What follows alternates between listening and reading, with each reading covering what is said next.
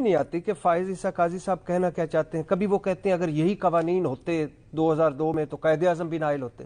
بھائی قائد اعظم پارلیمنٹ میں جھوٹ بولتے تھے, قائد اعظم سپریم کورٹ میں جعل سازی کرتے تھے, قائد اعظم قطری خط ٹرسٹ ڈیڈ کیلبری فاؤنٹ اور جو قائد اعظم کی منی ٹریل نہیں گم ہو گئی تھی, قائد اعظم کے بچے ارب پتی تھے اور ان کو پتہ ہی نہیں تھا.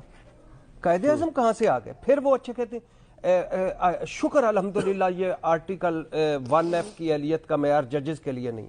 بھائی اس کا مطلب ہے کہ آپ نہیں ہیں اس پہ پورے اترتے.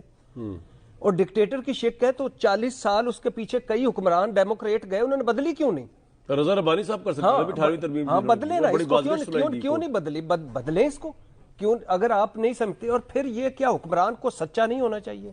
کیا حکمران کو ایماندار نہیں ہونا چاہیے؟ کیا حکمران کو دیانتدار نہیں ہونا چاہیے؟ اور اگر ایک حکمران سچا نہ نکلے, ایماندار نہ نکلے, دیانتدار نہ نکلے, رنگے ہاتھوں پکڑا جائے, 5 سال بعد پھر ایک ملک اس کو سونپ دیں. آپ گھر میں کوک رکھیں, سیکیورٹی گارڈ رکھیں, نوکر رکھیں, وہ چوری کرے, آپ کہیں ایک مہینے بعد آ جا دوبارہ سے تو. اور پھر دوسری, اچھا پھر آج انہوں نے دیکھیں حل کیا نکالا ہے, میں حیران ہو گیا ہوں.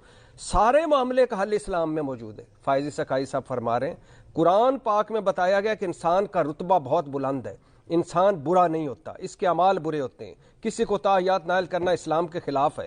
62(1)F انسان کو برا کہہ رہا ہے, اگر کوئی شخص گناہ سے توبہ کر لے تو معافی مل سکتی.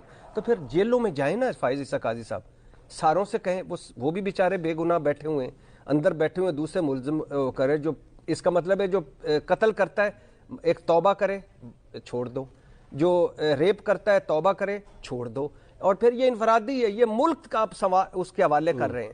تو جس بندے کے ملک چھوڑ دیجئے, نواز شریف صاحب چھوڑ دیجئے, کوئی بھی, آپ کیا کرنا چاہتے ہیں کہ جو یہ وہ معاشرہ ہے جس یہ مغرب ایک دوسرا یورپ, برطانیہ, امریکہ, جہاں الزام بھی لگ جائے لوگ گھروں چڑھ جائیں, یہاں رنگے ہاتھوں پکڑے جاتا ہے تو وہ کہتے ہیں کہ نہیں جی ساڈا تو جڑا بندہ بابا ہوتا ہی ہے. اس معاشرے میں آپ ایک بندے کو سرٹیفکیٹ دے رہے ہیں اور آپ نے ایک لائیو سمجھائی. ایک طرف آپ کہتے ہیں کہ اسلام کو درمیان میں نہ لاؤ, خبردار اس کیس میں اسلام کو لائے, دوسری طرف اسلام کی اب قرآن